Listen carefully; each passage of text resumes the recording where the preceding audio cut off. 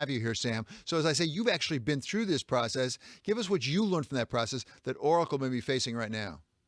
Well, thank you, David. Thank you for having me. I mean, the process itself, let me just frame it in the sense that we had a period in time where there were better relations between the two countries, I mean, China and the United States.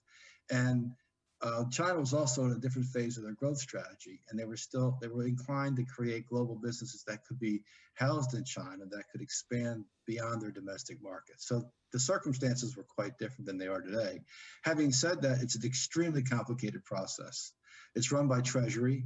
That's a fair process. They make a recommendation to the President of the United States for approval.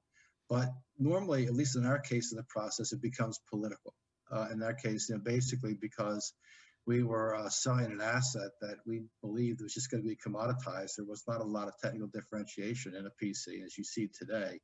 But fundamentally, the various parties on the Hill got engaged, and it made it complicated, which meant we had to go through a second review, which prolonged everything, which puts the deal at jeopardy. As you know, they say time kills deals. But fundamentally, we hung in there, and we got approval from both governments, and we proceeded. Yeah, and it's clear, and nothing else is clear. It's clear that whatever TikTok has is not commoditized, to use your word. Whether it's the algorithms being used or the data, the personal data, which seem to be the real centerpiece of the concern over national security, and therefore this deal is more complicated. How you really protect those data, is that the big sticking point, as far as you can tell?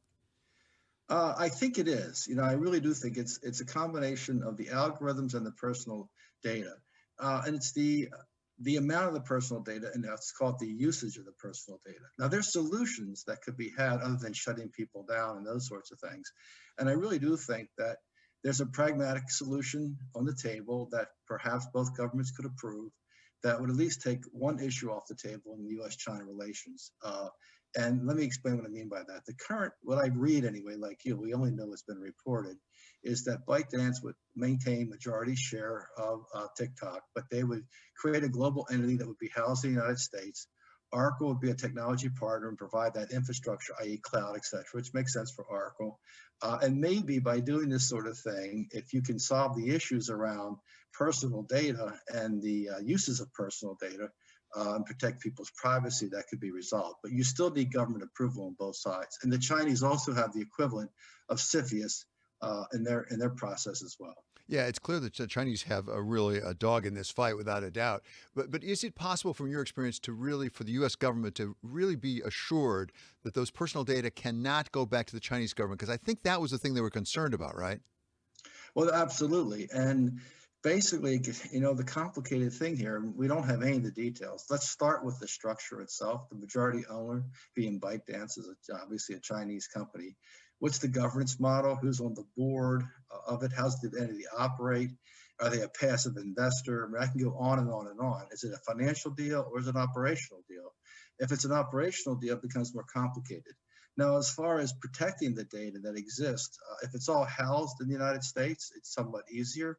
But nonetheless, I mean, information is going to be flowing across the world. So you're always going to run the risk of any nation, or really any hacker, being able to get into that kind of an infrastructure. Now, having said that, I mean, I think a partner like Oracle or an IBM, enterprise tech companies who have a lot of experience in protecting data, they do this for themselves and for large enterprises.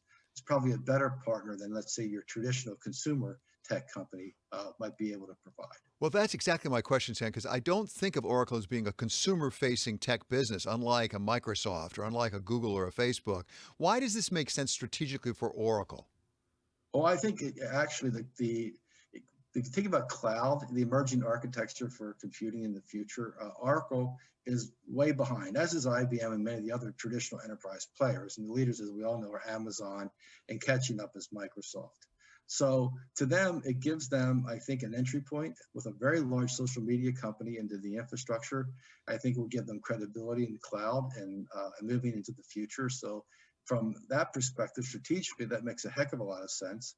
They're going to be a minority investor. It's almost like an outsourcing deal in the sense that you operate people's assets for them, but you acquire those assets, and the acquisition of those assets will be in equity. Again, only as what I've read, so I don't have any insight to that. So, they'll make an investment, they'll get the outsourcing of the infrastructure that'll be housed in the United States, and that will create jobs. I don't know if it's 25,000 or not. I mean, the only reason why 25,000 to me sounds like a large number is because Facebook, as big as they are, only has 75,000 employees. Well, and finally, Sam, what if in fact it does not get approved? If in the end President Trump says, I don't like this, what does that mean, maybe for Oracle, but more importantly for ByteDance? Well, I think at the end of the day, I mean, will they shut them down? I don't know. I mean, I think quite honestly, there are ways to solve these problems. I mean, there are national security concerns. I can understand that. It's really the bigger issue is protecting people's personal information. The fact of the matter is, though, David, that all that information has already been hacked. I mean, I know everybody forgets about the OPM hack and the IRS hack and all that. There's a ton of personal information that's already been hacked and it resides all over the world. I assume in China as well. There's tons of personal information already on the internet every day based upon people's user behavior and what they do on the internet. So, I mean, I do think it's necessary and that companies need to protect people's privacy and the data, but I'm not sure that this deal represents what's necessary to solve that problem.